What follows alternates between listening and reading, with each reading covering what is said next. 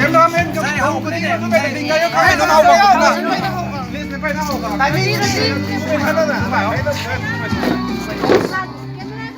Đây đây. Không được. Đó mày thay cái mải xem đi. Hậu vào cái nào vào. Cú nó phải thay. Không thả đấy, nào cũng phải. अच्छा. Có nó rồi. Đây thủ tướng rồi. Cái này mày dám thôi. Cái này đi.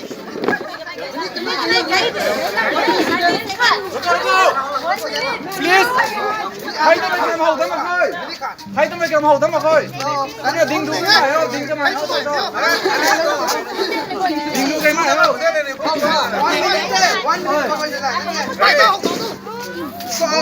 Quá chân đi. Chân. Năng cáu này ra ra. Tay cái lên cho lâu mà thôi. Xin cho tụi bé. Đâu đâu. Phát cái này thôi. Mày quỳ đừng quên tay nấu đỉnh thì chứ. Ready? 1, 2, go.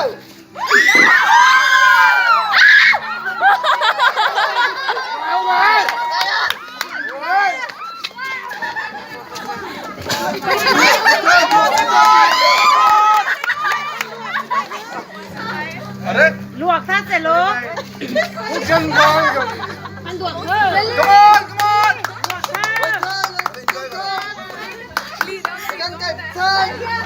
Quay câu luôn cái không? Câu luôn cái không? Người kia không người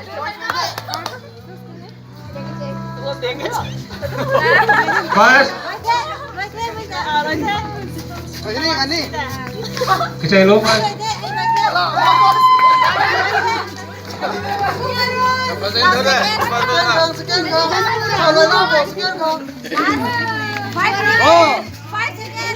Once again, 3, 2, 1. Second one there.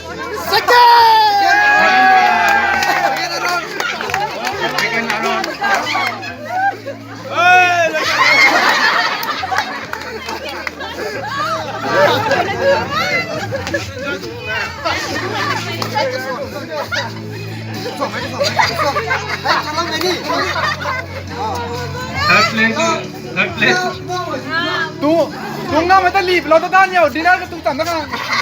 Đó là bao cái. Mày quy là cái nó lên bắt cái tỏi. Mày thì không ăn mỏng thế.